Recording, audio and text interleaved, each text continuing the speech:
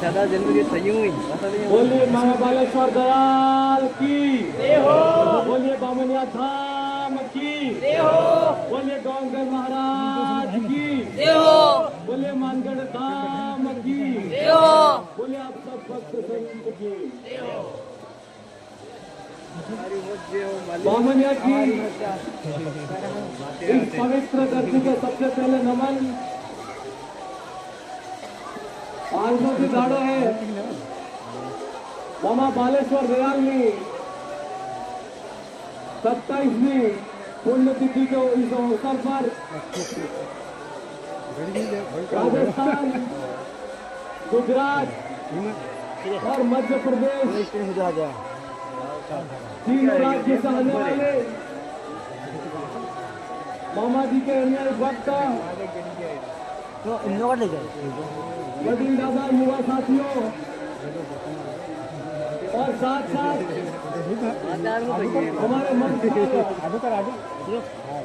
विराजमान मालूमा और जितने भक्त संत है, साथ साथ जनप्रतिनिधि जो बैठे हुए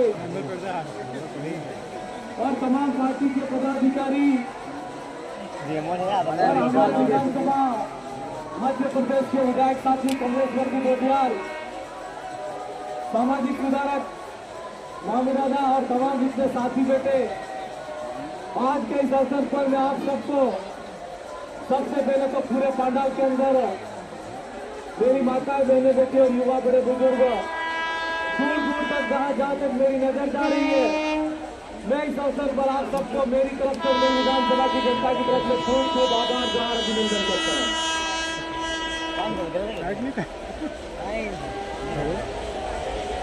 आज जी समय है भाई कमलेश्वर जी डोडिया कमल घड़ी वाकी बातें करी मामा बालेश्वर दयाल आज धरती माते ने सब जो अनुयायी है मुकेश माते चाली रहे सिद्धांत माते चाली रहे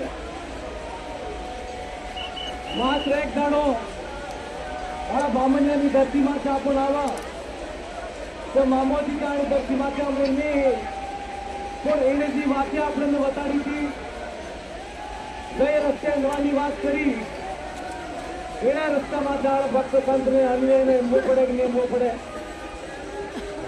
मामा बालेश्वर दयाल रस्ता बताने रस्ते गाँव पड़े हाथ ऊँचा करके बता दो तो गाँव पड़ेगा कि नहीं गाँव पड़ेगा। तो मामा बालेश्वर दयाल ने अंग्रेजी हुकूमत ने हमें कीधु तो 20 प्रदेश में गुलिस्तान बनवी दीधे, मध्य प्रदेश ने गुजरात ने राजस्थान में आदिवासी भाई समय आते धीरे धीरे कहीं मामा जी ने यानी पवित्र धरती माते है हर साल भेगा थे बसे हम नाम मंडली करें भजन करें कीर्तन करें तो मारण क्यों है कि मामा बालेश्वर दयाल यानी धरती माते नहीं थोड़ा अगर वास्तव में आपको रस्ता माते नहीं बात माते होता है मैं करना चाहते तो मामा बालेश्वर ने दयाल के सिद्धांतों को मानते हुए हमारे घर परिवार के अंदर हमारे जिस विधानसभा के अंदर आते हमारे मन मस्तिष्क के अंदर ये बात लेके चलना है। जो मामा बालेश्वर दयाल ने बात बताई है वो इस बात पे कायम रहना है। मेरा आप सबसे कहना है मध्य प्रदेश और गुजरात और राजस्थान के जो भी आदिवासी भाई हैं उन आदिवासी भाइयों को सबसे पहले तो मध्य प्रदेश गुजरात और राजस्थान को एक करके भील प्रदेश बनाने का मामा जी का जो सपना है उस सपने को पूरा करना है। दूसरी बात मामा बालेश्वर दयाल अंग्रेजी हुकूमत हमें लड़ा आते आते मामा बालेश्वर दयाल आजाद देश में भी अपने राजतंत्र की पार्टी हमारी लड़ा अपनी कमलेश्वर जी डोडिया मारा साथी कह रहा था कि मामा जी जયારે આવી ધરતી માતા અહીંયા ક્ષેત્રમાં આવ્યા એના ટાઈમમાં આદિવાસી ભાઈ કરી લંગોટી હતી અરે લંગોટી થી એના સમાજને ભજન કરી કીર્તન કરી મામા દયાળુએ इकट्ठा करवानुं काम कर्युं संगठित करवानुं काम कर्युं संगठन माध्यम थकी राज्य में देश में बेवानी सरकार हमें अपने आदिवासी हक अधिकार बदले लड़ा अपना समाज में कुरीति थी कुरीति वाते लड़ा माँ बालेश्वर दयाल ने नशाबंदी में रोक लगाड़वानुं समाज में जनजागृति खेलापानं काम करू, जन जागरण के माध्यम से समाज में एक जागे मात्र लापानं काम करू।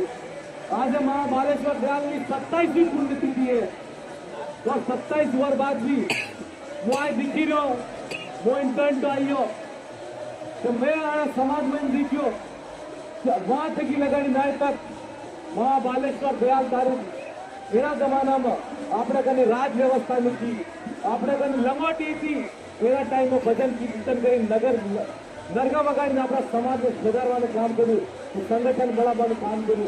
आज 27 साल बाद भी अपनी जी व्यवस्थाएं हैं इनमें कितना परिवर्तन आई है।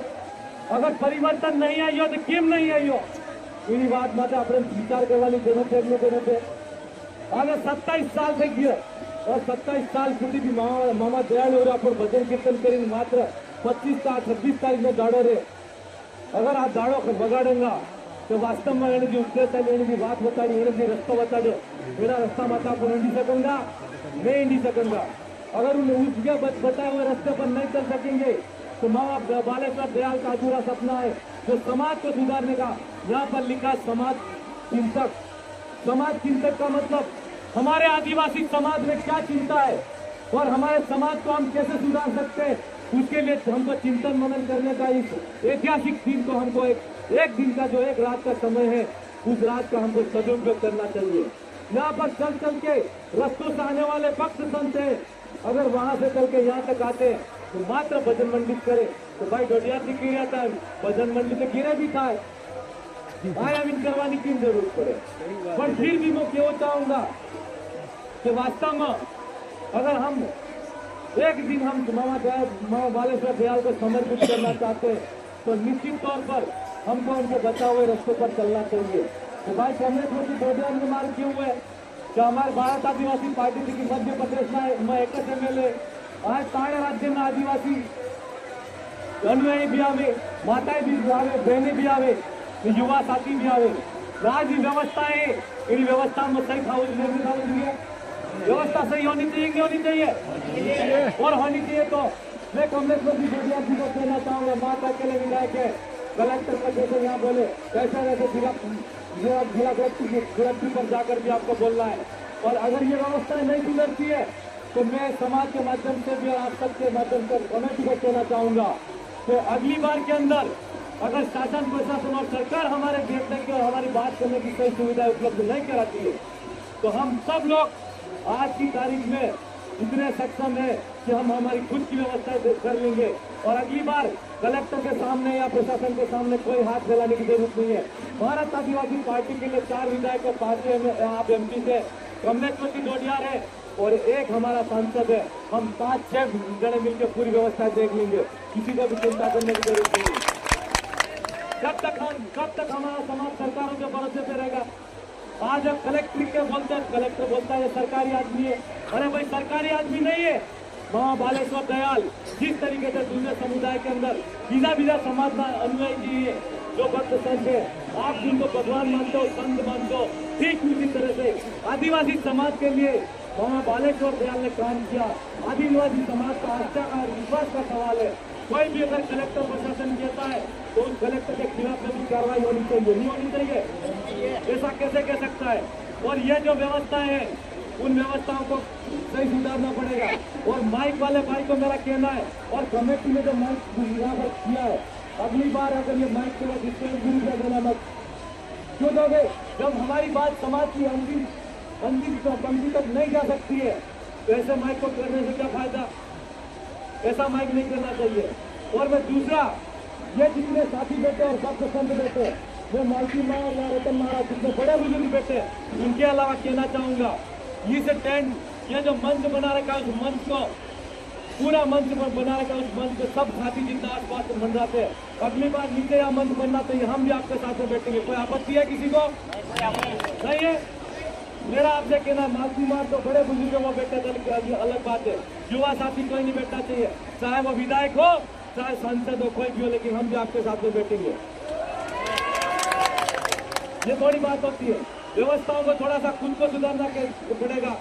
पहले वाले लोग हमको कहते थे, अभी वो प्रसिद्ध हमारे रास्ते नहीं कह रहे थे तो हम सही व्यवस्थाओं के अंदर इधर जाते कभी उधर जाते।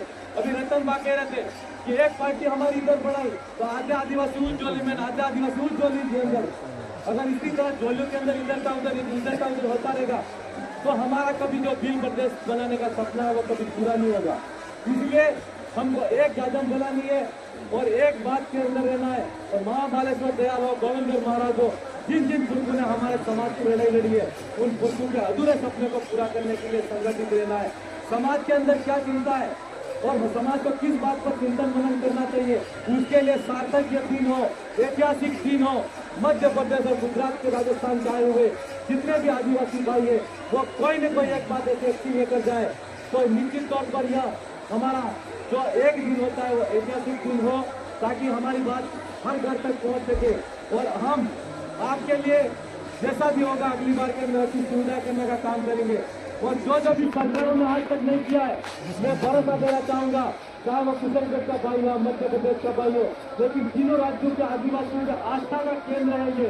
अगली बार राजस्थान की विधानसभा होगी, ये जो अव्यवस्थाएं है और मध्य प्रदेश की सरकार अगर आदिवासियों के लिए यहाँ पे व्यवस्था नहीं करती है तो राजस्थान की विधानसभा के अंदर भी मैं बात और मुद्दा उठाऊंगा कि महाबालेश्वर दयाल की धरती पर, बामणिया की धरती पर हमारा यह जो कार्यक्रम होता है उसकी तरफ भारतीय जनता पार्टी की सरकार कोई ध्यान नहीं दे रही है।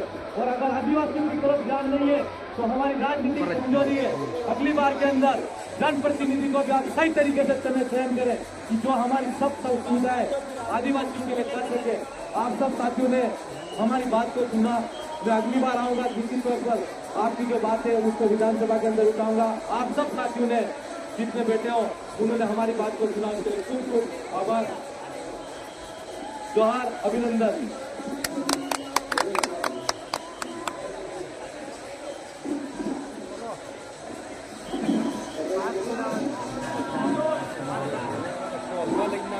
महाबालेश्वर दयाल एक प्रकार से हमारे पथ प्रदर्शक थे, मार्गदर्शक थे। उन्होंने वो हमारे गुरु थे जिन्होंने समाज को सुधारने का काम किया, समाज को आगे ले जाने का काम किया। मंच की तरफ से आया है कि एक भजन करते हैं तो एक वाणी करूंगा आप थोड़ा सा, जिसमें महाबालेश्वर दयाल गुरु है। गाड़ो मारे गरु हड़ावे में हड़ावे